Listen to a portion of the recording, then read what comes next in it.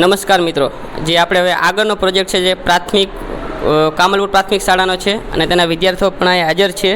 જે પ્રોજેક્ટનું નામ છે ડાયાલિસિસ પ્રોજેક્ટ. હવે આપણે એની માહિતી, સંપૂર્ણ માહિતી તેના વિદ્યાર્થી પાસેથી લેશી. ભાઈ, પહેલાં તો તમારું નામ અને આ પ્રોજેક્ટ વિશે માહિતી આપો. પહેલાં તમારું નામ આપી દો. મારું નામ સોલંકી મોહિત અમુભાઈ છે. હું શ્રી કામલપુર પ્રાથમિક શાળામાં ભણું છું. મારું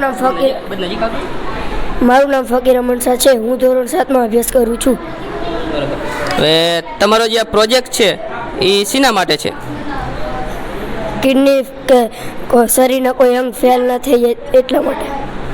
શરીરના કોઈ અંગ ફેલ ના થઈ જાય તેટલા માટે. તમે? શરીરના અંગ કોઈ પણ ફેલ થઈ જાય એટલે એનું લોહીનું શુદ્ધિકરણ થાય. બરાબર. તો આ થોડુંક પ્રેક્ટિકલ કરીને બતાવો. આમ સાઈડમાં બોલો એટલે કેમેરામેન થોડુંક જોઈ શકે. આ મનુષ્યનો હાથ છે, આ મનુષ્યનું લોહી છે.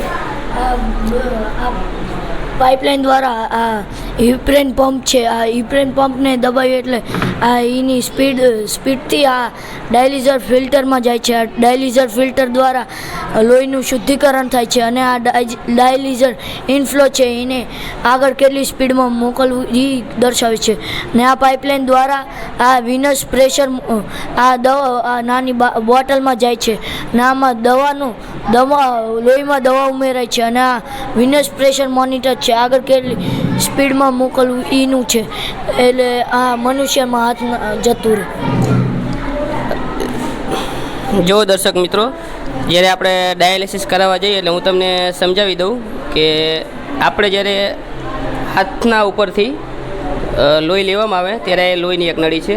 આના અંદરથી લોહી લઈ અને સંપૂર્ણ લોહીનું ફિલ્ટર કરવા માટેનો પ્રોજેક્ટ છે આ.